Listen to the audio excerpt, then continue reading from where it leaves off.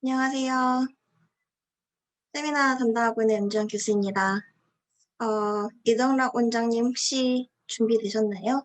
예, 준비되어 있습니다. 네, 화면 공유해 주시고 제가 연사님 소개하도록 하겠습니다. 오늘 학과 세미나 연사님은 포스코의 부사장으로 계시는 이덕락 기술연구원장님이십니다. 이덕락 원장님은 서울대학교 학부 졸업하시고 카이스트 우리 학과에서 석사를 하셨고 그리고 포항공과대학교에서 박사학위를 받으셨습니다. 1984년에 포스코에 입사하신 후에 2014년부터는 리스텍비즈의 사장으로도 겸직하고 계시고 현재는 포스코 생산기술본부 기술연구원장 부사장으로 계시기도 합니다. 올해부터 한국공학 한림원 회원이시기도 하십니다. 오늘은 한국철강산업의 도전과 기회라는 제목으로 세미나를 해주시겠습니다. 학과 선배님이시기도 한 만큼 더 큰 박수로 환영해 주시기 바랍니다. 예, 시작할까요? 네, 예, 부탁드립니다. 안녕하십니까. 방금 잘 소개해 주셨는데, 포스코 기술연구원장으로 근무하는 이덕락입니다. 염 교수님께서도 이제 소개를 하셨지만, 저도 이제 카이스트 졸업생인데, 84년도에 석사 졸업했습니다. 그러니까 졸업으로 보면 10회 졸업생이 됩니다. 그리고 이제 뭐 좀 참고로 말씀드리면은, 저희 이제 포스코 기술연구원의 임직원이 대략 900명이 조금 넘는데요. 연구원장이 있고 그 산하에 연구소가 4개가 있습니다. 연구소가 4개가 있는데 포항에 2개가 있고 광양에 하나 있고 인천 송도에 하나 있습니다. 그런데 요 4분의 연구소장님 중에서도 또 2분은 카이스트 출신입니다. 그래 무슨 말인가 하면은 이 포스코 기술연구원의 5명의 경영 임원, 그래 포스코 기술연구원을 이끌어가는 5명의 경영 임원 중에 3분이 카이스트 출신입니다. 그래가지고 어떤 카이스트의 어떤 맥이 앞으로도 계속 좀 이어지면 좋을 것 같네요. 예, 오늘 제가 좀 준비한 내용은 한국 철강업의 도전과 기회 뭐 이런 제목으로 좀 준비를 해봤습니다. 그냥 부담 없이 이제 가볍게 한번 들으시면 될 것 같고, 혹시라도 이제 철강에 관심 있는 분들은 이제 좀 더 뭐 이렇게 우리의 현실이 어떤지 이런 거에 대해서 관심을 가지고 한번 들어보시면 좋을 것 같습니다. 오늘 말씀드릴 내용은 크게 이제 2가지로 보시면 되겠습니다. 중국 철강업의 어떤 성장이 뭐 최근에 엄청나게 이제 비약적으로 발전하고 있는데 여기에 대해서 좀 말씀드리고, 그 다음에 최근에 이슈가 되고 있는 탄소 중립 이 이슈에 대해서 좀 말씀을 드리도록 하겠습니다. 뭐 그림에서 보시다시피 우리 생활에서 이제 뭐 철강은 거의 모든 분야에 다 쓰이죠, 그죠? 이제 소재로 시대를 구분하면은 우리는 아직까지 여전히 철기 시대에 살고 있습니다. 뭐 철강이라는 거는 뭐 엄청나게 이제 다양하게 많이 쓰이고 있죠. 이 철강이 없는 세상은 생각할 수 없을 정도로 다양하게 많이 쓰이고 있습니다. 근데 철강은 있지 않습니까? 전후방 산업에 미치는 영향이 뭐 엄청나게 큽니다. 이게 철강이고, 그 2번째로 큰 게 이제 화공 쪽인데, 화공이 이제 철강 다음으로 이제 영향이 크지만은 뭐 철강 분야가 압도적으로 전후방 산업에 미치는 영향이 큰데, 전방 산업에 미치는 영향이 1.38, 후방 산업에 미치는 영향이 1.23으로 이제 뭐 전방 후방 할 것 없이 가장 높습니다. 다시 말하면 철강 산업이 다른 산업에 미치는 영향이 뭐 엄청나게 크고, 보통 다른 산업의 한 2배 정도 크고, 또 다른 산업이 또 철강에 미치는 영향도 상당히 큰 편입니다. 그래서 철강은 그 자체로도 의미가 있지만은 다른 산업하고 연관돼 가지고 굉장히 큰 의미가 있는 어떤 그런 산업이다, 이렇게 좀 볼 수가 있겠습니다. 그리고 철강이 이제 뭐 많이 쓰이고 있는 이유 중에 여러 가지가 있는데, 가장 큰 이유는 이제 그 경제성인 측면에서 찾아볼 수 있는데 어떤 품질이 좋으면서도 아주 경제적인 소재입니다. 지금 철강 키로 가격이 통상은 이제 500에서 한 1,000원 사이 정도 합니다. 이게 이제 생수 한 병 가격하고 아주 비싼 가격이죠. 그리고 생수 가격이나 철강 가격이나 비쌀 정도로 철강 가격이 그 프로퍼티에 비해서는 굉장히 저렴한 원소, 소재다. 이런 면에서 이제 많이 쓰이는 이유가 있고, 최근에는 이제 코로나 끝나면서 뭐 전 세계 지금 뭔가 경기가 급속도로 좋아지면서 철강 가격이 유례가 없을 정도로 지금 높게 형성되어 있습니다. 그래서 뭐 올해는 저희 회사도 상당히 좀 해피한 그런 한 해를 향유하고 있습니다. 그리고 이제 최근에 이슈가 되는 환경, 이런 면에서 철강은 뭐 그 어떤 소재하고 비교할 수 없을 정도로 친환경 소재인데, 어떤 면에서 친환경인가 하면 이제 리사이클링 측면에서 친환경이다, 그런 말씀이죠. 자동차에 들어간 철강은 뭐 100% 이제 재활용되고 있고, 냉장고라든지 이런 가전에도 한 90%, 캔 뭐 한 63% 해가지고, 그러니까 재사용이 아주 많이 되는 어떤 그런 친환경적인 원소다는 것도 이제 좀 강조를 하고 싶고요. 그 다음에 이제 어떤 철강의 보존 자원을 좀 생각할 수 있겠는데, 지금 경제성 있는 철강이 이제 앞으로 80년 정도까지는 채광을 해도 뭐 전혀 문제가 없을 정도로 아주 넉넉합니다. 그리고 실제 이제 매장량은 뭐 엄청나게 이제 더 많이 있죠. 이제 경제성 있는 철강이 다 소요되고 나면 이제 다른 걸 또 그 개발하면 되니까 이 리소스 면에서는 뭐 제한이 없다고 볼 수 있고, 또 앞에서 이야기한 것처럼 이게 재활용이 가능하기 때문에 신규 강산을 크게 많이 개발하지 않아도 됩니다. 그래서 철강의 리소스 측면에서는 뭐 무한하다, 이렇게 볼 수 있습니다. 그런 면에서 또 강점이 있을 수 있죠. 그 철강의 어떤 그 개발 히스토리를 간단하게 좀 말씀드리면은, 아주 이제 고대에는 이 철강은 상당히 고온에서 이제 재련을 해야 됩니다. 환원을 해야 됩니다. 그래서 지구상에 존재하는 건 전부 이제 산화철 자체로 있기 때문에 이 산화철에서 산소를 떼내는 어떤 재련 과정을 거쳐야 쓸 수 있는데, 옛날에는 고온을 얻을 수 있는 방법이 없었기 때문에 아주 옛날에는 운석, 하늘에서 떨어지는 운석을 이제 뭐 아주 조금씩 조금 사용했죠. 그거밖에 없었으니까. 이 당시에는 뭐 워낙 귀하니까 금보다도 뭐 가격이 한 6배 정도 희귀 원소로서 비쌌다 그럽니다. 그러다가 이제 우리가 제철법을 개발돼서 쭉 내려왔는데, 좀 의미 있게 봐야 될 것이 이제 현대 석탄을 가지고 코크스를 만들고, 그 코크스하고 철강석을 용광로에 집어넣어 가지고 재련을 하는 이런 코크스 스틸 제조법이 1709년에 이제 영국에서 개발돼 가지고 지금 300년 이상 이 방법이 사용되고 있습니다. 그리고 코크스 철강 재련법이 300년 이상 사용되고 있는데, 이게 무슨 말인가 하면은 이 코크스를 쓰기 때문에 이제 코크스에서 카본이 철강석에 있는 Fe2O3에 있는 그 O하고 O를 잡아떼면서 이제 CO2가 돼서 공중으로 날아가기 때문에 철강에서 이제 CO2 이슈가 굉장히 큽니다. 그런데 지금까지는 이 코크스, 그리고 석탄 외에는 철강을 환원할 수 있는 다른 원소가 없어가지고 계속 써왔는데, 지금은 이제 뭐 CO2 이슈가 워낙 크기 때문에 이걸 이제 수소로 이제 바꾸는 그런 연구가 한참 진행이 되고 있습니다.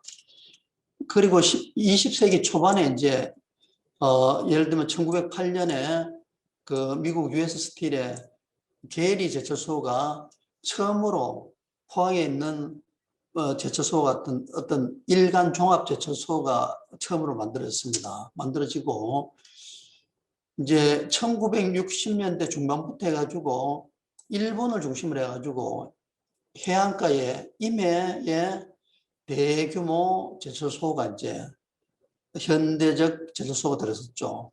요 연도를 보시면 대충 63년도부터 시작해가지고 한 72년도 이때까지 이렇게 대충 마무리되는데, 우리 포스코는 68년도 창업이 돼가지고 73년도에 이제 포항에 첫 고로가 가동됐습니다. 그래서 일본 끝 무렵쯤에 이제 포항도, 우리 포항제철소도 가동이 됐다 이렇게 보시면 되겠습니다. 철강의 이제 그 철강 산업에서 글로벌 리더가 어떻게 움직였는가, 이걸 이제 잠시 좀 살펴보면은, 처음에는 이제 근대적 코크스 제철법이 개발된 유럽에서 19세기까지 이제 철강 산업을 리딩하다가 이게 미국으로 건너와 가지고 1890년에서 1950년 한 60년간은 미국이 생산량이라든지 기술 면에서 주도권을 잡고 있었습니다. 그 이후에 이제 일본으로 이게 넘어와 가지고 60년에서 한 90년, 한 40년 정도 기술하고 물량 면에서, 당시에는 일본이 잘 나갈 때는 미국보다 이제 물량도 더 많았습니다. 생산량도 작은 나라에서. 그러면서 철강업을 주도하다가 그 이후에 이제 한국, 중국, 뭐 인도로 이렇게 주도권이 넘어오고 있다고 이래 볼 수 있겠습니다. 한국은 양은 많지 않지만은 기술력이라든지 경쟁력 측면에서 뭐 세계 넘버원이라 이래 볼 수 있고요. 중국은 물량 면에서 세계 넘버원이다 이래 볼 수 있겠습니다. 그래서 지금은 어떻게 보면은 일본은 다시 이제 지는 해가 되고, 지금 이 세 나라가 어떻게 보면은 철강을 주도하고 있다 이렇게 보시면 되겠습니다. 앞에서 이제 그 전 세계 철강이 어떻게 흘러갔는가 그걸 봤는데, 그럼 포스코는 어떠냐? 이제 68년도에 이제 회사가 창립돼 가지고 73년도부터 이제 공장이 가동되면서 이제 생산하기 시작했죠. 그래서 대략 뭐 90년대 말까지는 막 이 생산량이 뭐 비약적으로 막 증가를 하고 있습니다. 이 시기가 어떤 시기인가 하면은 결국 한국으로 말하면은 한국의 산업화 시기, 고도 성장 시기죠. 그죠? 그래서 이게 이제 뭐 계란이 먼저냐 닭이 먼저냐 이런 문제인데, 철강제가 잘 공급되면서 한국 고도 산업 성장기를 이제 뒷받침했다고 볼 수 있고, 다른 산업이 잘 발달하기 때문에 또 철강 수요가 폭발적으로 증가해 가지고 포스코도 계속해서 성장했다 이렇게 볼 수 있겠습니다. 이 시기가 이제 우리나라 역사에서는 산업화의 시기로서 굉장히 중요한 시기였죠. 그리고 대충 이제 2012, 3년 그 무렵까지 이제 성장을 하다가 그 이후에는 지금 3,800만 체제로 양적인 성장은 이제 더 이상 없는 어떤 그런 상태가 되겠습니다. 대신에 이제 현대제철이 이제 들어서 가지고 한국 전체로서는 계속 성장했죠.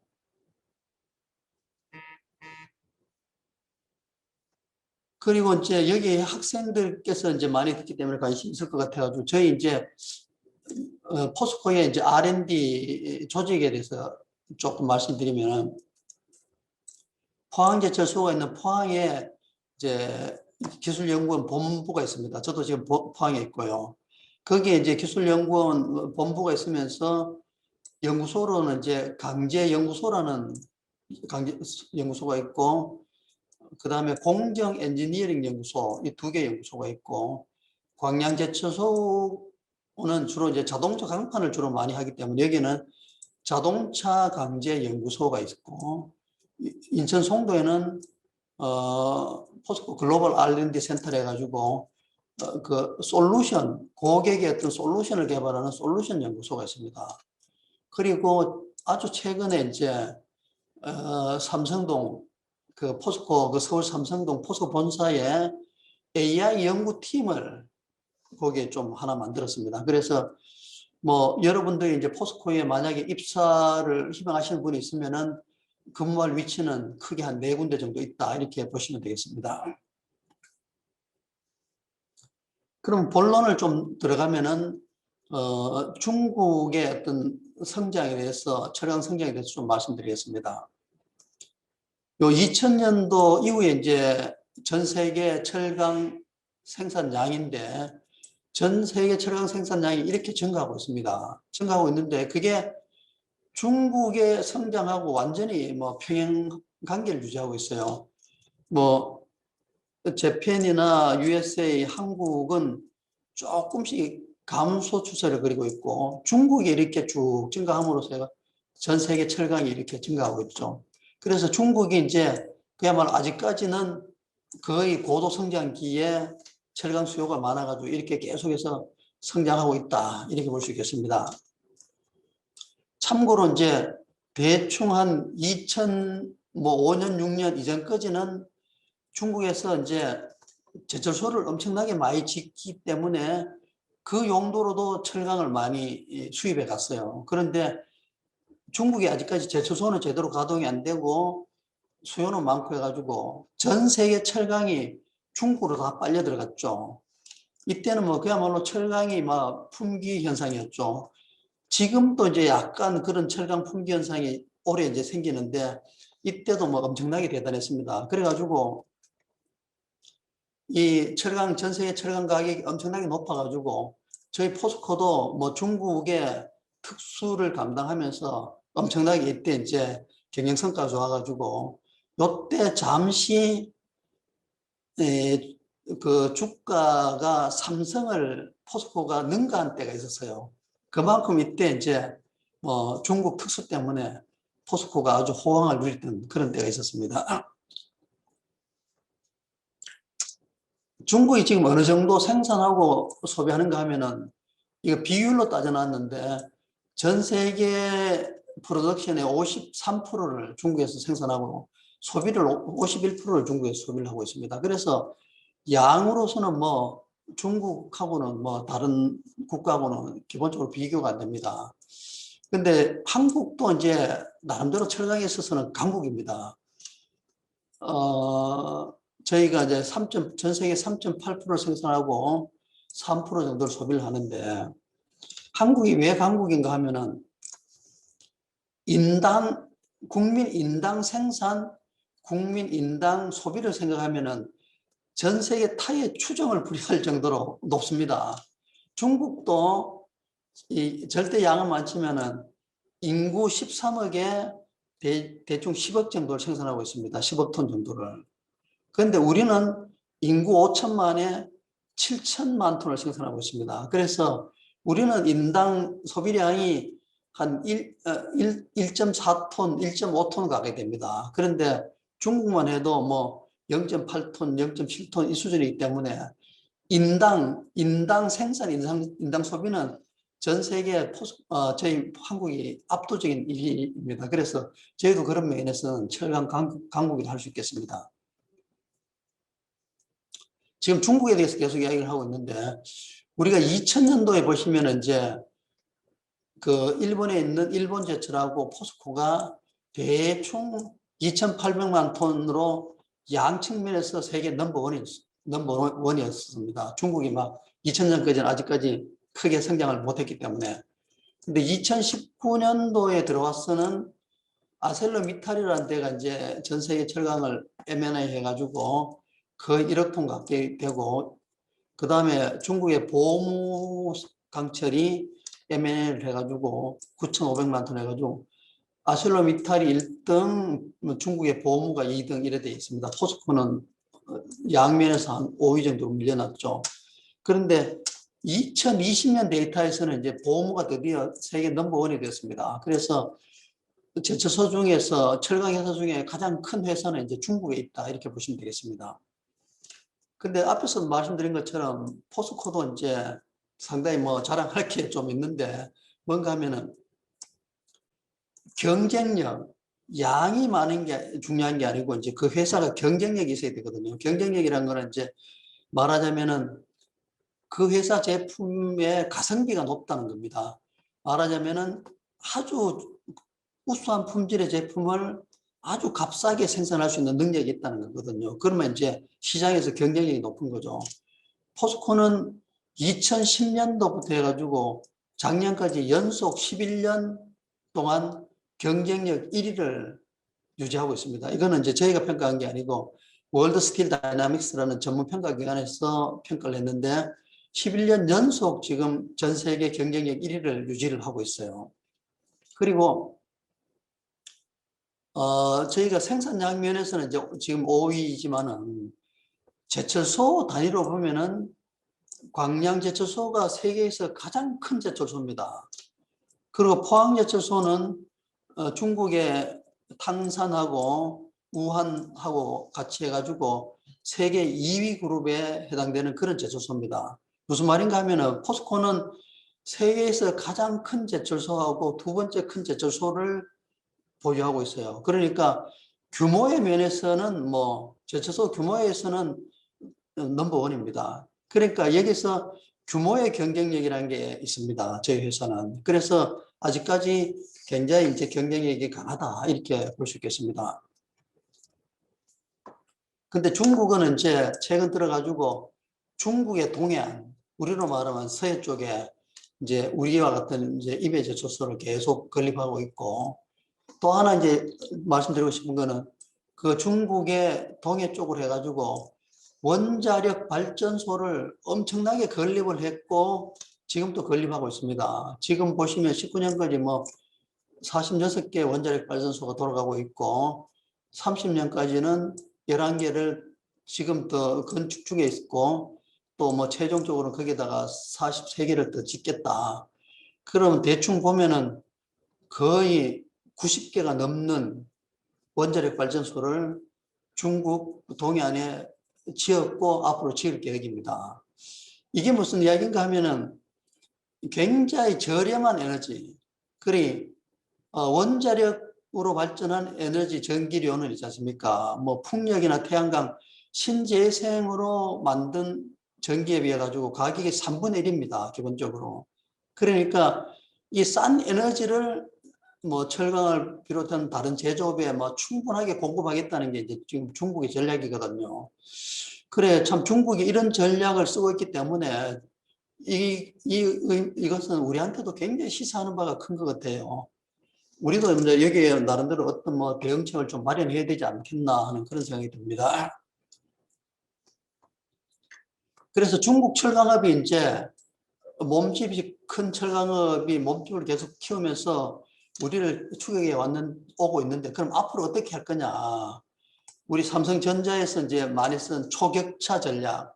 이걸 뭐 저희들도 이제 쓸 수밖에 없습니다. 그래서 이 격차를 이제 계속해서 더 내가지고 우리의 경쟁력을 강화시키겠다는 게 이제 기본적인 제 전략인데 지금 저희가 이제 제일 강조하고 있는 거는 방점을 주고 있는 거는 AI, IoT, 빅데이터 이런 어떤 디지털 트랜스포메이션을 우리 회사에 도입해 가지고 이걸로서 중국하고 격차를 좀 많이 내자 하는 이런 쪽으로 이제 우리가 초점을 맞춰서 일을 하고 있습니다.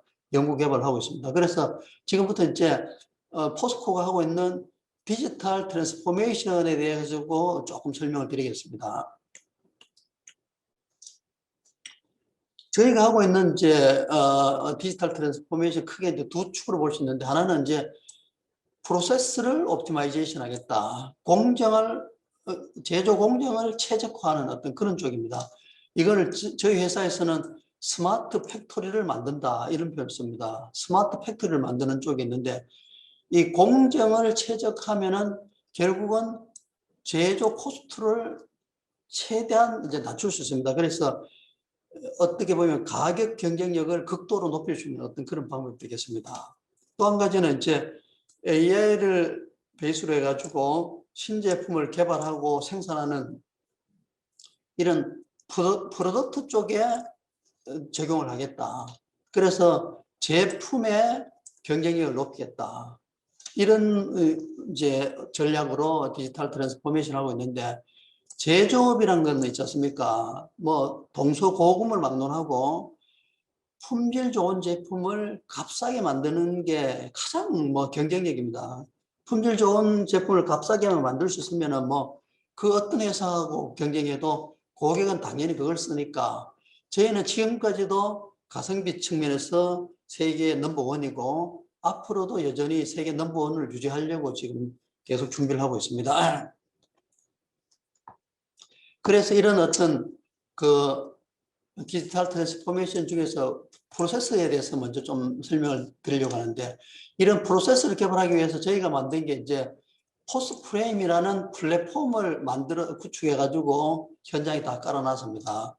뭔가 하면 이제 저희 철강은 이제 고로에서 어떻게 보면 샘물을 만들고 제강 공정에서 이걸 성분을 조정해 가지고 연주를 하고 열간 압연해서 냉간 압연 도금을 해 가지고 최종 제품이 됩니다. 이 전체 과정에서 이제 포스 프레임이라는 걸 쭉 깔아놨는데, 이거는 기본적으로 어떤 거인가 하면은 여러 가지 이제 센서를 많이 박아가지고 그 센서에서 들어오는 IoT 쪽인데 데이터를 받습니다.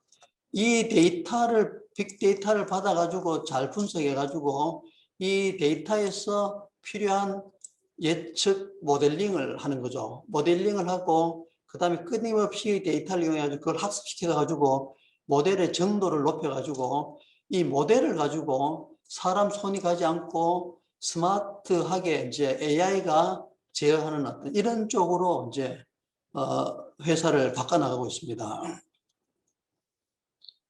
대표적인 사례 이제 몇 가지만 좀 말씀드리면은, 첫 번째가 이제 제철소의 상징인 이제 고로인데, 과거에 고로는 이제 모든 것을 이제 사람이 다 했죠. 사람이 다 했는데 지금은 뭐 거의 이제 자동화를 다 시켜놨습니다. 인공지능화를 시켜놨습니다.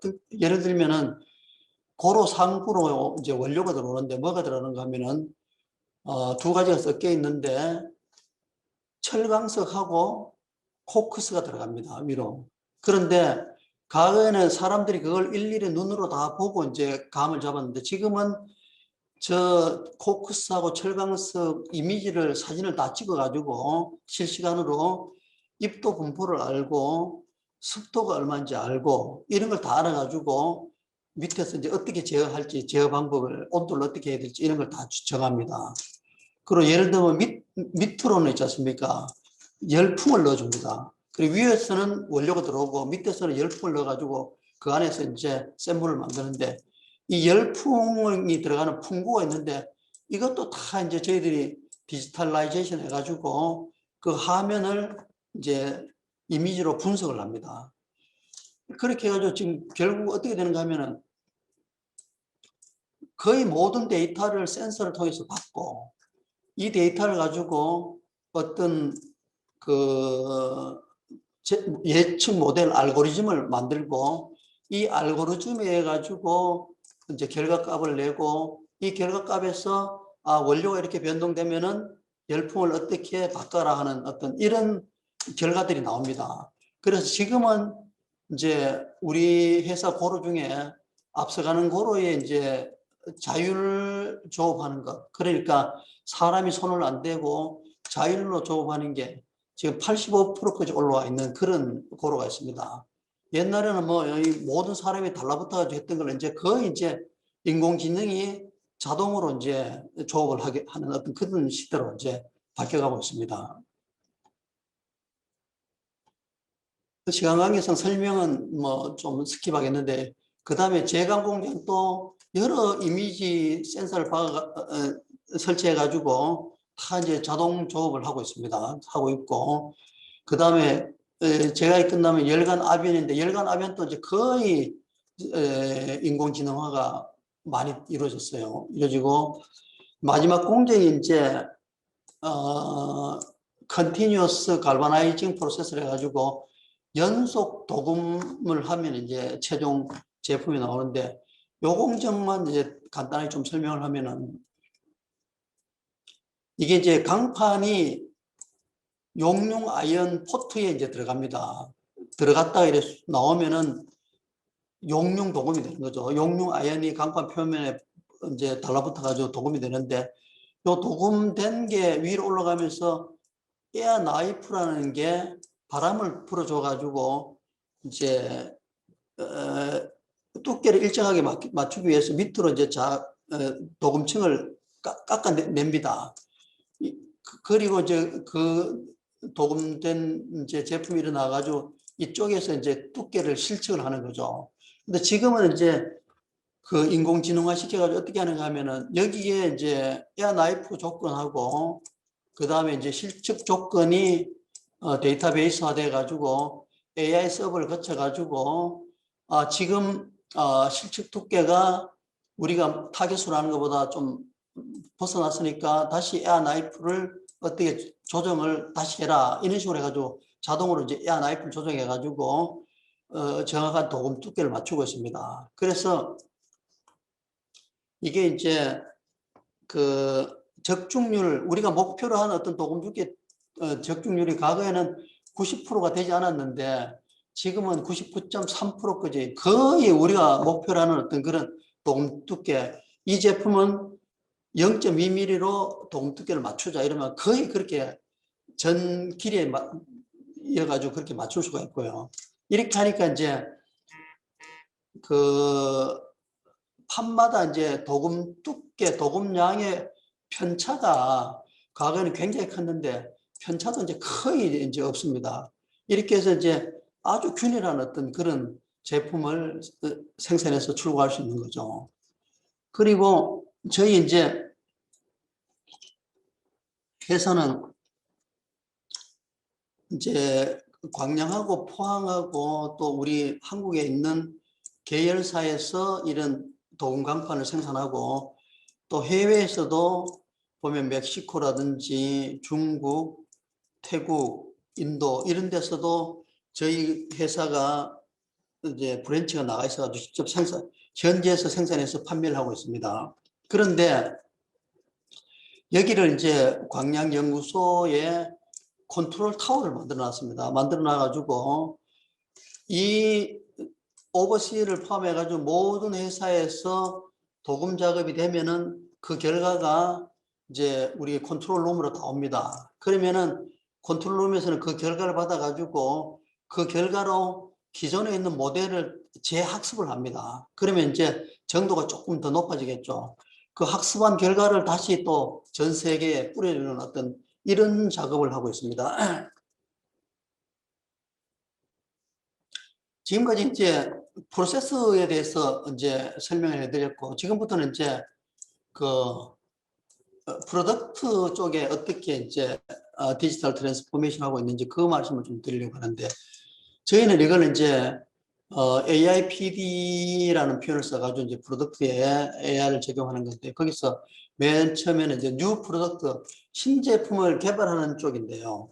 과거에 이제 제가 이제 연구원 시절에도 이제 그렇게 하고 지금도 뭐 50% 이상 연구원들은 이렇게 하고 있는데 어떻게 하는가 하면은 연구원들의 지식을 이용해 가지고 필요한 학금을 설계를 합니다. 하고 이제 랩에서 실험을 하고 파일럿 실험한 다음에 상업화를 시키는데 요 랩 실험하고 파일럿 실험할 때는 기본적으로 이제 저 소형 용해로를 이용해 가지고 우리가 학금 설계한 강을 용해를 하고 열 처리를 하고 그 다음에 시편을 따서 테스트해보고 그 결과가 안 맞으면은 다시 이제 용해를 하고 이런 사이클을 계속 반복을 하는 거죠.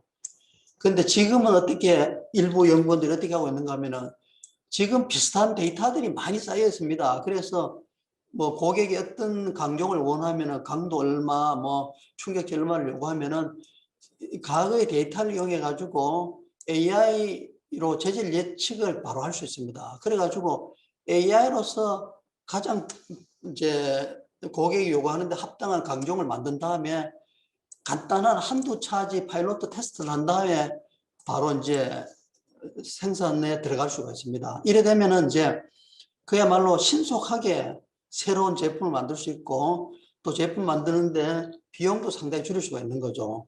그리 다른 회사보다 경쟁력 있게 고객의 어떤 주문을 받을 수가 있는 어떤 그런 쪽으로 지금 이제 연구원들이 이런 쪽으로 급격하게 이제 시프트가 되고 있는 중입니다. 그리고 나머지도 또 시간 때문에 조금 스킵을 하도록 하겠습니다. 요거는 이제 뭔가 하면은 우리가 원하는 품질을 만들기 위해 가지고 프로세스를 컨트롤하는 건데 좀 설명을 드리면은 우리가 이제 앞에서 이야기하는 제강이라는 그 프로세스에서 성분을 결정합니다. 근데 제강에서 이제 현장에 조업할 때 성분이라는 거는 반드시 레인지를 주고 조업을 합니다. 뭐 정확하게 0.34 카본 이렇게 만들 수 없으니까 0.33에서 0.35가 되면은 합격해가지고 출강을 하게 됩니다. 그리고 이게 나오면은 이제 아변에서는 아변을 할 때 온도도 한 880에서 뭐 910 이 정도까지 온도의 어떤 범위를 가지고 아변을 합니다. 그런데 이렇게 되다 보면 어떤 문제가 생기는가 하면은 공교롭게도 여기서 이제 아주 카본이 낮은 쪽에 모인 성분이 추가되고 이게 이제 높은 온도에서 아변이 되면은 강도가 규격 밖으로 떨어질 수가 있어요. 또 그 반대로 규격보다 더 높은 강도가 나올 수도 있고 그래서 이제 오버 퀄리티도 생기고 푸어 퀄리티도 생깁니다. 이쪽에서 조업하는 사람도 조업 기준에 맞게 했고 이쪽에서 조업하는 사람도 조업 기준에 맞게 조업을 했기 때문에 우리가 뭐 나무랄 수는 없는데 구조적으로 이렇게 생길 수밖에 없습니다. 그런데 지금은 AI 기술이 많이 발전해 가지고 일부 강조에 대해서 어떻게 하는가 하면은 제강이 조업할 때 비록 레인지 안에서 조업이 됐지만은 하한으로 떨어지거나 상한 쪽으로 치우치면은 바로 실시간으로 AI가 계산을 해가지고 이 아변 조건을 바꿔줍니다. 좀 더 낮은 온도에서 아변하라, 좀 더 높은 온도에서 아변하라. 그러면 전 제품이 전부 규격 내에 이제 다 들어가는 어떤 이런 식으로 이제 작업이 이루어지고 있어요. 아직까지 많은 게 이루어지지 않았지만 이제 앞으로 수년 내에 거의 모든 제품이 이런 식으로 작업이 이루어질 거로 예상을 하고 있습니다. 그래서 이제 앞에서 이제 프로세스 쪽에서는 포스 프레임이라는 걸 만들어 가지고 그 안에 이제 다 집어넣었다 했는데 앞으로는 이제 제품 쪽에서도 이제 AIPD 플랫폼을 만들어 가지고 뭐 현장 데이터를 어떻게 갖고 올 거냐, 그 데이터를 그럼 어떻게 프로세싱 할 거냐, 그리고 여러 가지 제품별로 이제 예측 모델을 만들어 놓은 걸 다 여기 집어넣어 가지고 플랫폼으로 이제 운영하려고 이제 그렇게 계획을 하고 있습니다. 그래서 저희들이 이제 디지털 트랜스포메이션을 프로세스하고 프로덕트 관점에서 이제 뭐 나름대로 열심히 해서 그 결과로 19년도에 이제 세계 경제 포럼이라는 게 있지 않습니까? 다보스 포럼이라고. 여기서 등대 공장이라는 걸 인정을 해줍니다. 우리나라에서 최초로 우리나라에서 전체적으로 최초로 저희 포스코가 이 디지털 트랜스포메이션 때문에 등대 공장에 선정됐습니다. 그 전 세계적으로도 이제 타타 제철이라는 데하고 우리 회사 두 군데서만 이제 이렇게 등대 공장으로 선정이 됐죠. 그래가지고 이 등대 공장 선정을 뭐 축하 격려하기 위해 가지고 대통령도 이제 우리 고로 공장을 방문해가지고 격려도 해주신 적이 있습니다. 그래서 하여간 이런 면에서 뭐 저희 포스코가 또 디지털 트랜스포메이션 측면에서도 전 세계 제철소 중에서는 가장 선두에 있다 이렇게 말씀을 드릴 수 있겠습니다. 그 다음에 다른 한 쪽이 이제 그 탄소 중립입니다. 탄소 중립인데 뭐 알다시피 이제 2015년에 이제 파리 기후 협약이 맺어졌지 않습니까? 그죠? 거기서는 이제 지구 온도를 산업화 이전보다 이제 1.5도 이하로 좀 제한을 하자 이렇게 합의를 했는데 지금 바이든 정부가 들어와가지고 뭐 급물살 타고 있죠, 그죠? 미국도 2050년, 유럽도 EU도 50년, 일본도 2050년, 그다음 한국도 2050년까지 탄소 중립을 가겠다. 중국은 이제 한 2060년까지 가겠다 이렇게 선언을 했죠. 그래서 이거는 이제 뭐 돌이킬 수 없는 대세가 된 것 같습니다. 참고로 이제 전 세계에서 이제 CO2를 배출하는 거 보면 뭐 중국이 압도적으로 많습니다. 30% 이상, 그 다음 미국, 뭐 우리는 전 세계 CO2의 한 1.7% 정도를 이제 배출하고 있죠. 그럼 철강사는 어떠냐 하면은 넘버원인 보무도 2050년에 이제 탄소 중립을 하겠다고 선언을 했습니다. 넘버 투인 아셀러미탈도 마찬가지고 일본 제철도 50년까지 다 하겠다. 포스코도 2050년까지 탄소 중립을 하겠다고 선언을 했습니다. 그래서 하여간 2050년까지 탄소 중립을 가야 되는데 이게 2050년 하면은 이제 먼 것 같지만 멀지 않습니다. 지금 30년밖에 남지 않았는데 기술 개발하는데 15년 내지 20년이 걸립니다. 그리고 개발한 기술을 가지고 현장 설비를 바꿔나가는 투자를 해야 되는데도 10년 이상 걸립니다. 그래서 이제 상당히 이제 이 모든 일들이 급하게 진행이 돼야 될 것 같습니다.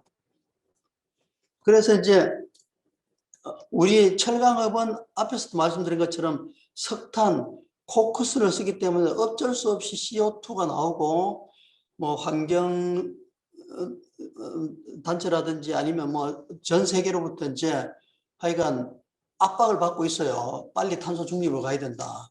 말하자면 이제 고험이 이제 뭐 저희를 이제 막 압박하고 있는 이런 형국을 볼 수 있는데, 이렇게 이제 엄청나게 이제 저희를 압박하더라도 저희가 다른 경쟁자보다 한 발 내지 반발만 앞서가면 아무런 문제가 되지 않죠. 그죠? 뭐 아무리 이제 탄소 중립을 강하게 이제 뭐 빨리 이제 이루라 이렇게 이제 요구를 해도 철강이라는 게 없으면은 이제 이 세상에 존립이 안 되는 거고, 철강 꼭 필요한데 다른 회사보다 한 발만 더 앞서 나가면 된다. 그런데 저희는 충분하게 이제 그럴 자신이 있다는 걸 좀 말씀을 드리고자 합니다. 지금 전 세계에서 그 이제 카본 대신에 수소를 가지고 철강석이 Fe2O3 또는 Fe3O4인데 그 산소를 떼내야 되거든요. 그래서 지금은 C 가지고 이제 CO2를 만들면서 떼냈는데, 앞으로는 수소를 넣어가지고 H2O를 만들면서 산소를 떼내려고 이제 하는 거죠. 그런데 수소 환원 제철법으로 지금 가장 전 세계적으로 유망하게 이제 각광을 받고 있는 것 중에 하나가 법이라는 겁니다. 이게 뭔가 하면 이제 유럽이라든지 중동 뭐 이런 쪽에서 많이 사용되고 있는 건데, 조금 이제 전문적인 거겠지만 뭐 재미삼아 한번 들어보십시오. 이거 어떻게 하는가 하면은 요 어떤 샤프트 로가 있는데 요 위에 펠렛이란 것을 위에서 밀어 넣습니다. 넣고, 지금 하는 조업은 수소하는 제철이 아니고 가스 리폼에서 개질을 합니다. 개질하면 이제 뭐 CO하고 H2 가스가 각각 나오는 거죠. 그죠? 그걸 여기서 집어넣어 가지고 위에서부터 펠렛은 밑으로 내려오고 아래에서는 환원 가스가 올라와 가지고 밑에서는 이제 그 환원된 철이 이제 나오는 어떤 이런 프로세스를 가지고 있습니다. 근데 앞으로는 이제 뭐 이 공정이 이쪽이 없어지면서 여기에서 이제 바로 수소를 집어넣으면은 수소하는 제철법이 되는 거죠, 이게. 그래 되는데, 이 공정에서 이제 우리가 유의해 봐야 될 것이 이제 펠렛입니다. 원료로 펠렛이라는 것입니다. 아마 철강을 안 하신 분은 이제 펠렛에 대해서 들어는 봐도 좀 생생할 건데, 뭔가 하면은 펠렛이라는 것은 아주 극미분 철강석 입자를 구슬처럼 동글동글하게 말아가지고 고온에서 소성해가지고 만든 게 펠렛입니다. 그 펠렛이란 원료를 써야만 되는 어떤 그런 구조로 되어 있어요. 이게 제가 볼 때는 이 미드렉스의 엄청난 한계라고 볼 수 있습니다. 그럼 저희가 그럼 추구하는 건 뭐냐? 저희가 이제 전 세계적으로 유일하게 우리만 갖고 있는 게 이제 파이넥스 프로세스라는 게 있습니다. 우리가 이제 기존에 이제 소위 고로, 용광로가 이제 고로의 상징인데, 고로에서 센 물을 만드는데, 고로라는 건 뭔가 하면 있지 않습니까? 크게 보면은 여기서 두 가지를 해줍니다.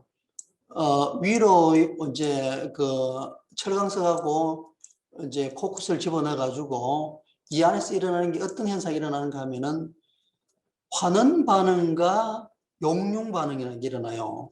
먼저 Fe2O3가 Fe로 환원이 되고, 환원된 Fe가 다시 녹아가지고 센 물로 나오는 어떤 두 가지 큰 반응이 있는데, 이 파이넥스는 환원 반응하고 용융 반응을 분리시켜 놓은 우리만의 공법입니다.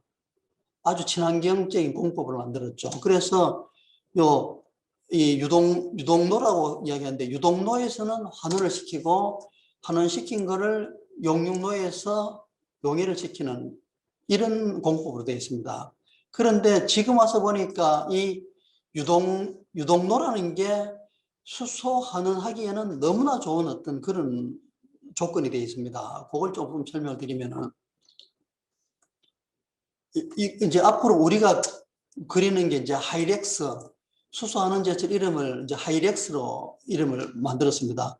하이드로젠 리덕션 아이언 메이킹 이렇게 이름을 지었는데 요거는 이제 아주 광산에서 그냥 흔하게 있는 미세 철강석 이걸 신터피드라 그럽니다.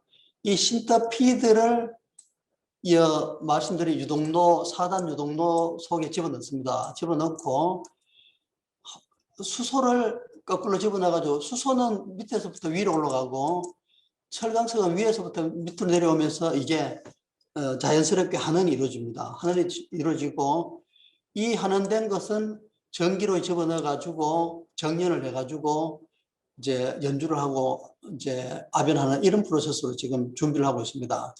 근데 지금 우리가 어떻게 하고 있는가 하면 여기에 이제 지금 또 이 유동로를 쓰고 있는데 지금은 가스를 어떤 가스를 쓰는가 하면은 수소가 한 25% 정도 들어가 있고 일산화탄소가 한 60, 70% 정도 들어가 있는 그런 가스를 쓰고 있습니다. 그래서 한원을 지금은 한 65% 정도 만듭니다.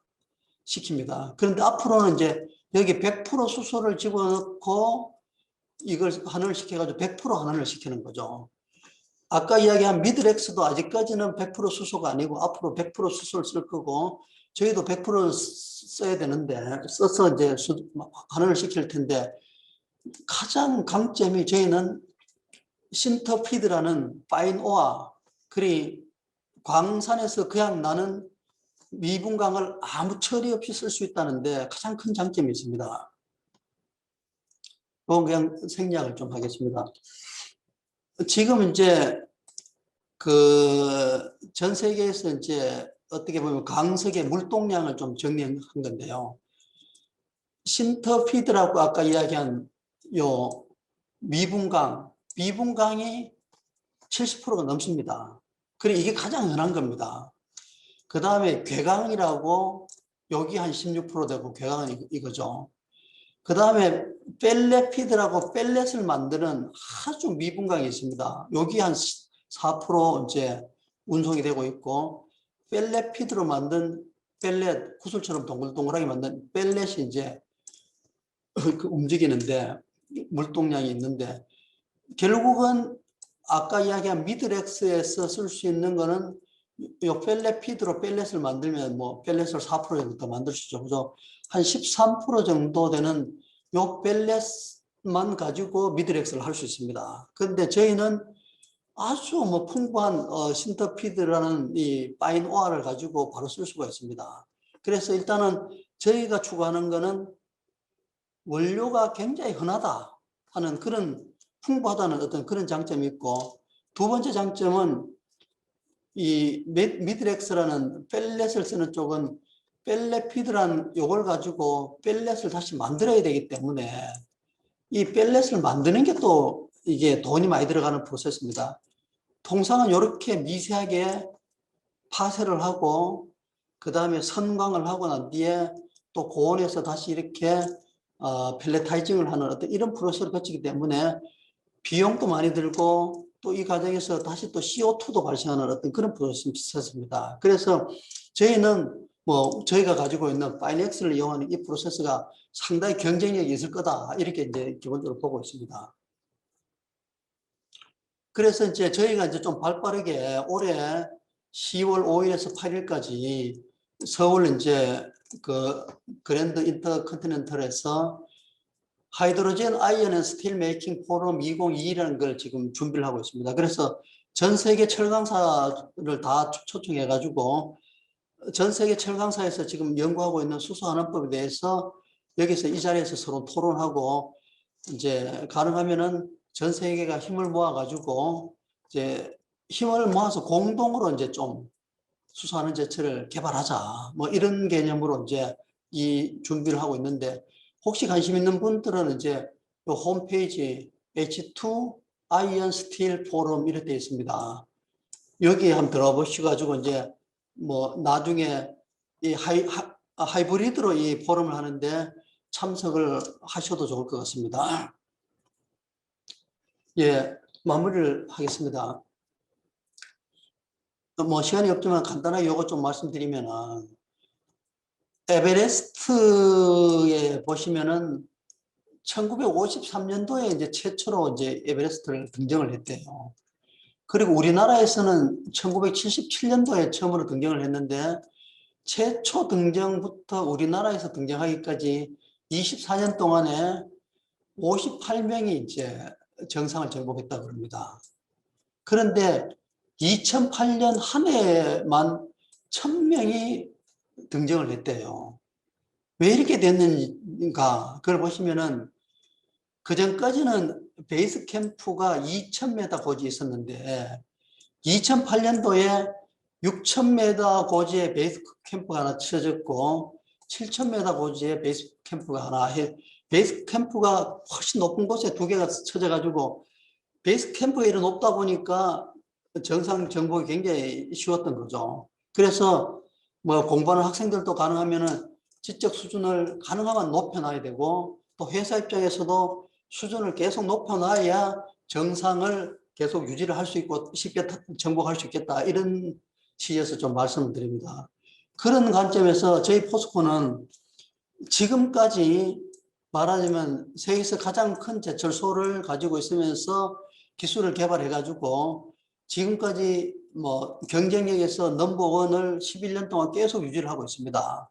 그리고 앞에서 말씀드린 것처럼 디지털 트랜스포메이션 쪽에서 뭐 등대 공장으로 선정될 정도로 세계에서 탑 수준을 유지해 가지고 계속 수준을 지금 높여오고 있고 좀 전에 설명한 것처럼 수소환원 제철 시대가 열리는데 이때도 저희들은 우리가 가지고 있는 이 기술이 가장 경쟁력 있는 기술일 거다라고 확신을 하고 있습니다. 그래서 뭐 계속해서 이제 우리 수준을 높여 나갈 수 있겠다. 그리고 그 이후도 우리가 이제 자체적으로 새로운 미래를 이제 창조하려고 하는데 결국 중요한 건 이제 인재가 중요한 거 아니냐 이렇게 생각이 들고 그런 측면에서 이제 포스랩은 뭐 내부에서도 이제 협력을 하고 있지만은 외부하고도 아주 긴밀하게 협력을 많이 하고 있습니다. 그래서 이제 마지막으로 말씀드릴 게 이제 지금까지는 이제 용광로 시대였습니다. 용광로 시대. 용광로 시대는 지금까지 뭐 저희 회사가 그 가장 강한 경쟁력을 가지고 전 세계 철강을 어떻게 보면 리딩했다 이래 볼 수 있겠는데 앞으로는 수소하는 제철 시대가 되는데 이때는 이제 파이넥스에서 만든 좀 모디파이한 수소하는 제철법을 가지고 포스코가 전 세계를 이제 리딩할 거라고 이제 생각을 하고 있습니다. 그래서 뭐 우수한 여러분들이 이제 뭐 포스코에 오셔가지고 미래를 다 같이 이제 디자인했으면 좋겠다 하는 그런 생각이 듭니다. 예, 이상으로 제 발표를 마치도록 하겠습니다. 감사합니다. 네, 재미있는 발표해주신 이덕락 원장님 다시 한번 감사드립니다. 철강 산업에서 세계적으로 큰 그림도 보여주시고 또 세부적인 미래 지향할 기술까지 보여줘서 더 재미있는 세미나였던 것 같습니다. 혹시 질문 있으신 교수님들, 학생분들 자유롭게 해주시면 되겠습니다. 채팅창에 올려주셔도 되고요. 음속을 해제하고 질문을 해주셔도 됩니다. 먼저 제가 질문 하나가 있는데요. 마지막에 보여주었던 파이닉스 그 기술에서 바이 프로덕트가 물이다 보니까 철이 다시 산화되는 문제도 있지 않을까 싶은데 혹시 그런 부분은 기술적으로 어떻게 다루고 계신지 궁금했습니다. 그 산화된다는 거지 내드는데 맨 앞에 말고 말씀하셨죠? 네? 그 맨 앞쪽에 마지막에 네, 수소로 탈산소 하실 때 아 수소로 탈산소 그 수소하는 제철 있지 않습니까? 예, 잠깐만요.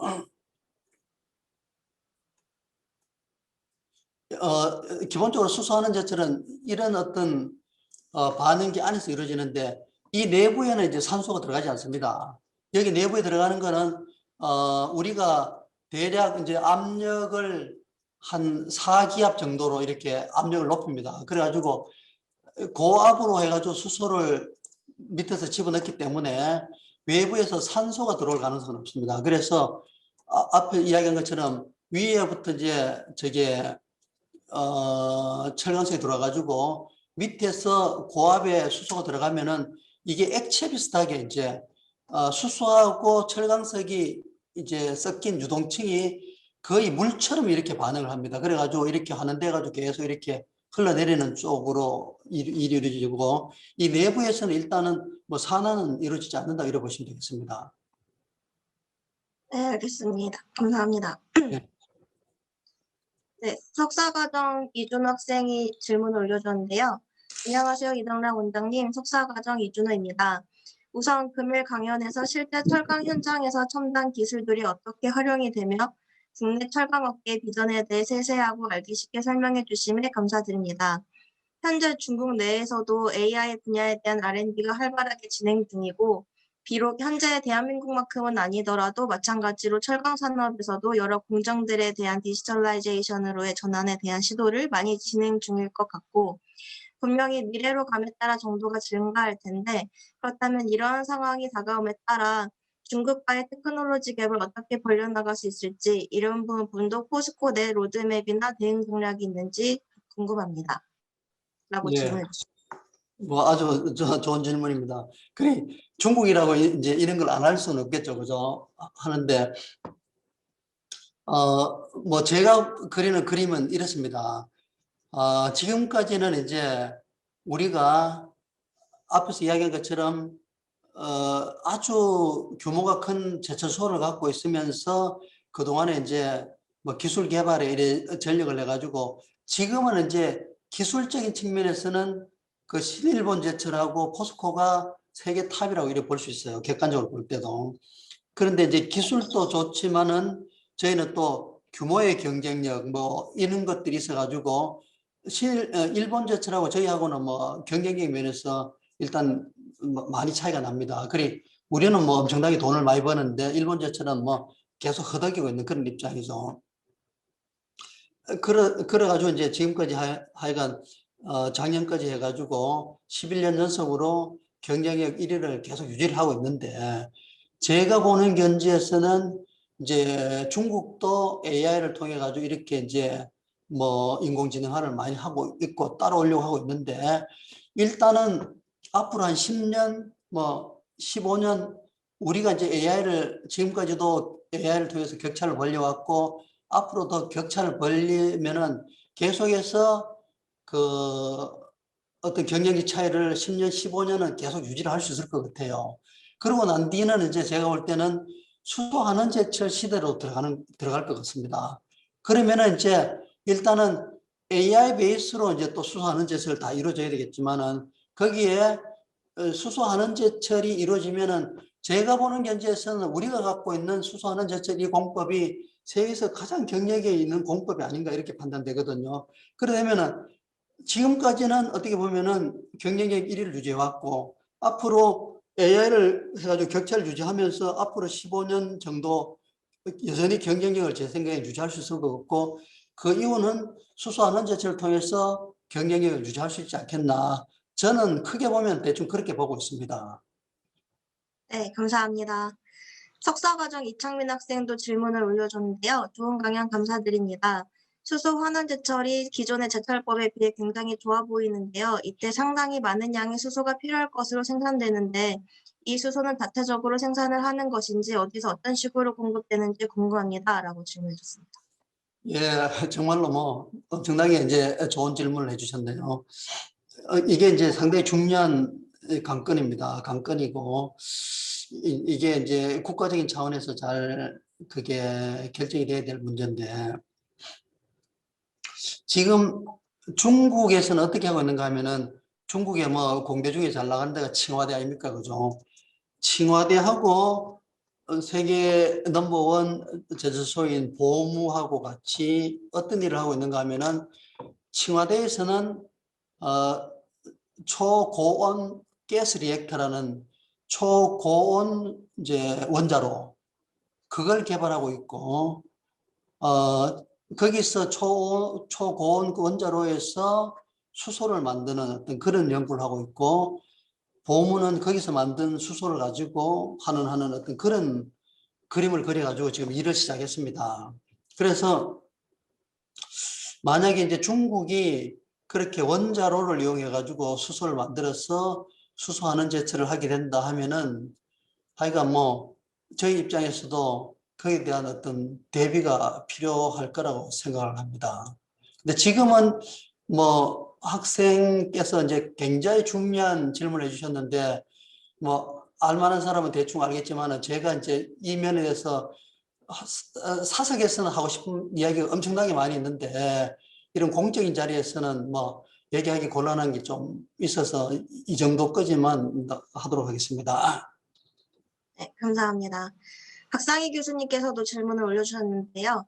안녕하세요. 향후 우주 산업에서의 포털의 비중은 어느 정도로 확대될 수 있을까요? 라고 질문해 주셨습니다. 우주산업 그랬습니까? 네. 우주산업. 음, 글쎄요. 이게 이제 우리가 우주산업에 들어가는 어떤 그런 강종은 일반 이제 철강제로는 감당이 안 되고 아주 뭐 우리가 이제 생산하는 철강제는 보통 보면은 FE 베이스에 약간의 뭐 0.1, 2% 정도 카본이 들어가고 1% 내외의 뭐 망간, 그다음에 뭐 0.5% 실리콘 그 정도 들어가는 게 일반적인 강이고 그다음에 스테인레스 같으면 이제 니켈하고 크롬이 뭐 18%, 8%이 정도 이래 들어가고 있죠. 그죠?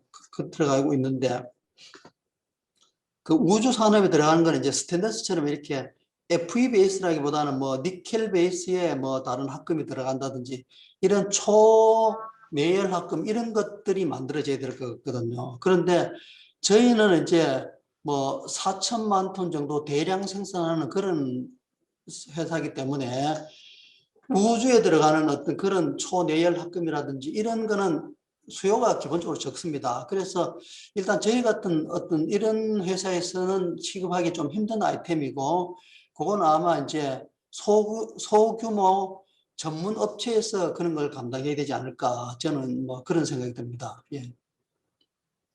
네. 박상희 교수님 혹시 답변이 되셨나요? 음소거 해제하고 질문해 주셔도 괜찮을 것 같습니다. 네, 네, 감사합니다. 사실은 지금 그 포철에서의 산업은 그렇게 형성되어 있지만 이제 그 반도체에서 요즘 그 대만의 TSMC가 그 작은 나라에서 그 기술 하나로서 굉장히 주목을 받고 있기 때문에 대한민국에서 그 전자뿐만이 아니라 이런 그 금속 산업에서도 포철이 최고이니까 미래에 대한 준비로서 이제 어느 정도 계획이 있는지 예. 궁금해서 여쭙습니다. 예, 감사합니다. 근데 저희가 이제 우리 인하우스에 이제 연구소가 있고 또 이제 리스트라고 뭐 법적으로는 정부 소유지만은 사실은 이제 우리 포스코의 세컨 연구소라고 볼 수 있는 리스트가 있는데 거기서는 이제 철강이 아닌 좀 특수학금이라든지 비철학금 이런 걸 좀 연구를 하고 있습니다. 그래서 아마 지금 당장 뭐 우주 산업을 위한 그런 뭐 연구는 안 하고 있지만은 아마 그런 니즈가 생기면은 저희 리스트를 통해 가지고 충분하게 그런 연구를 또 예를 들면은 뭐 카이스트하고 이렇게 협업을 한다든지 해서 준비를 또 충분히 할 수 있지 않겠나 이런 생각이 듭니다. 네, 저 원장님 시간이 좀 많이 됐지만 제가 이 말씀을 꼭 드리고 싶은데요. 그러니까 미리 준비를 해서 이제 앞으로 우주 시대가 점점 산업이 확대가 될 거라고 가정을 하면 지금처럼 막강한 그 포철이 준비를 해야지 정말 그게 이렇게 산업이 꽃피울 때 뭔가 그 강력하게 내세우고 대한민국이 그때는 반도체나 뭐 다른 게 아니고 이런 그런 그 금속 산업으로서 세계에 어떤 그 지금의 그 대만의 TSMC 같은 그런 위치가 되지 않을까 하는 그런 염원 때문에요. 예, 예. 그래서 질문 드렸습니다. 예, 아주 감사합니다. 저도 뭐 꼭 새기겠습니다. 예. 네, 감사합니다. 그다음에 박사과정 이태규 학생도 질문을 올려줬는데요. 원장님 좋은 강연 정말 감사드립니다. 수소 환원을 하기 위해서 결국 수소의 생산이 필요할 것인데 수소를 생산하기 위해 생기는 탄소는 탄소 배출에 계산되고 있는지 궁금하다고 질문을 올려줬습니다. 수소를 생산할 때 생기는 산소, 탄소요. 탄소. 네. 아, 그렇죠. 지금 이제 수소를 이제 뭐 생산하는 게 많이 있죠. 그죠? 예를 들면은 그 어떻게 보면은 그 천연가스 CH4를 뭐 해서 생길 수 있는데 CH4를 개질하면 거기서 뭐 수소 나오지만 C가 CO가 됐다가 결국은 마지막에 CO2가 되니까 이제 수소가 나오지 않습니까? 그죠? 그리고 뭐 석탄을 개질할 수도 있고 뭐 여러 가지 가스들을 개질해 가지고 수소를 만드는데 지금은 질문하신 것처럼 수소를 만들면은 물 분해하기 전까지는 CO2가 계속 나오는 거죠. 그죠? CO2가 나오는데 그런 CO2에 대해서는 지금 저희 생각은 있지 않습니까?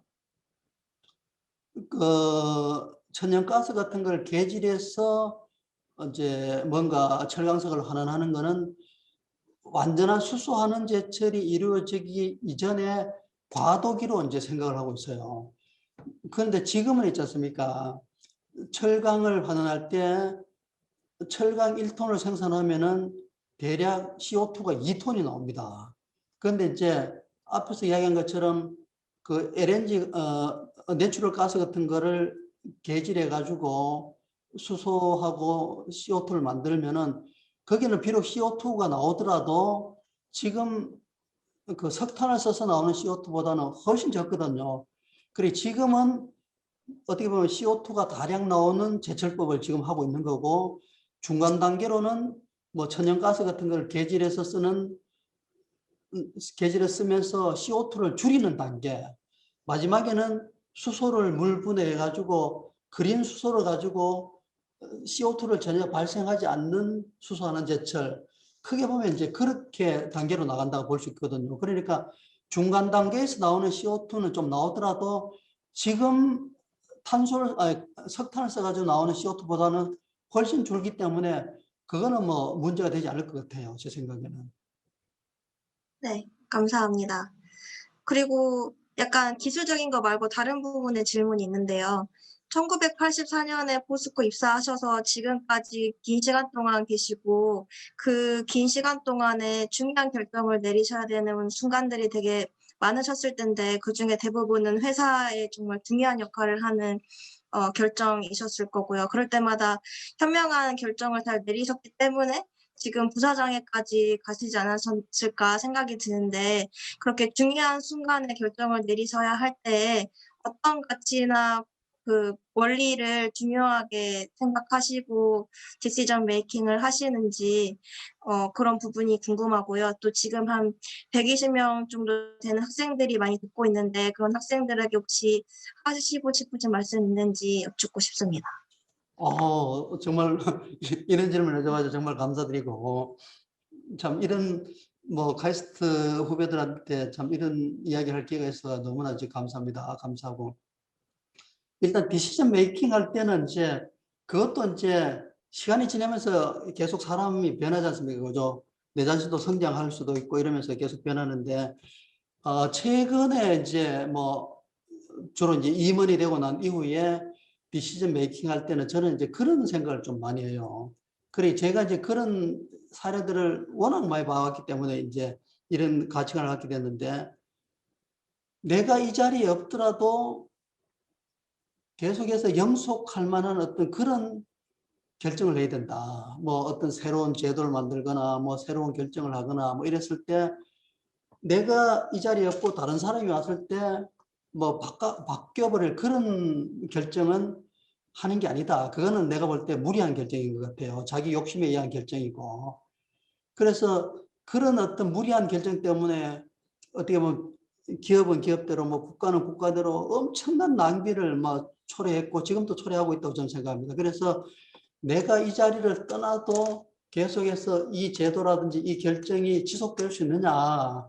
이게 지금 저는 뭐 지금 디시전하는 어떤 가장 큰 어떤 가치 기준이다. 이런 식의 이제 생각이 들고 그리고 이제 뭐 후배 입장에서 이제 좀 한마디를 좀 해달라 뭐 그런 내용 참 감사를 드렸는데 뭐 하고 싶은 이야기는 많은데 뭐 이제 좀 이야기를 간단하게 좀 하면은 일단은 뭐랄까 카이스트 학생들 중에서 뭐 또 천재성이 있는 그런 학생들도 있죠. 그죠? 일부 있지만 그래도 대부분 사람은 뭐 아인슈타인이라든지 뭐 정말 그런 어떤 천재라기보다는 그냥 우수한 사람들이 모인 어떤 그런 집단이라고 볼 수 있겠는데, 내가 세상을 이래 살면서 뭔가 조그만 거 하나 정도라도 이루려면은 그 살아가는 인생관이 선택과 집중이 이제 상당히 중요하지 않느냐. 그리 우선순위에 의한 삶을 좀 살 필요가 있겠다. 그리 내 주위에서도 보면은 굉장히 우수한 사람들이 많이 있는데, 그런 사람 중에서는 이제 관심이 너무 이제 분산되어 있는 사람들이 많이 좀 보이는 것 같아요. 이것도 하고 저것도 하고 뭐 이러다 보니까 이제 뭔가 집중해서 일을 못 하는데, 내 생각에 뭔가 이제 뭐 자기 삶 가운데서 조그마한 거라도 하나 이루려면은 자기가 중요하다고 생각하는 어떤 그 분야를 좀 선정해 가지고 거기에 좀 집중할 필요가 있지 않겠느냐, 이런 생각이 좀 많이 들고, 최근에 이제 제가 우리 직원들한테 이제 메일로 한 가지 이야기한 게, 이제 어떤 게 하나 생각나는데, 어떤 게 있는가 하면은, 종소리가 멀리 울려 퍼지기 위해서는 종이 더 아파야 된다 하는 그 말을 내가 직원들한테 좀 했어요. 그리 새벽 종소리가 은은하게 이제 멀리 퍼지는데, 이제 다른 말로 하면은 엄청나게 많은 사람들한테 영향력을 미치는 어떤 그 종소리가 되려면은 종을 세게 쳐가지고 종 자신의 입장에서 볼 때는 많이 아파야 되거든요. 그리 내가 내 자신을 아플 정도로 단련하고 아플 정도로 연단하고 이렇게 해야지 내가 좀 더 많은 사람들한테, 좀 더 사회에 큰 영향을 미칠 수 있는 사람이 될 수 있지 않느냐. 크고 작은 영향을 미치더라도 내가 아프고 내가 노력한 만큼 영향을 미칠 수 있는 사람이 되지 않겠느냐. 뭐 이런 생각이 저는 기본적으로 좀 들어요. 그래서 하여간 세상에 공짜는 없으니까 뭔가 선택하셔가지고 거기에 집중하면서 내가 열심히 한 만큼 뭔가 이제 영향력을 미칠 수 있는 사람이 되지 않느냐, 뭐 이런 생각이 듭니다. 예, 감사합니다. 정말 좋은 말씀 감사드립니다. 네. 박상희 교수님께서도 훌륭한 가치관을 공유 진심으로 감사드린다고 코멘트 남겨주셨습니다. 예, 혹시 또 다른 질문 있으신 분들 계실까요?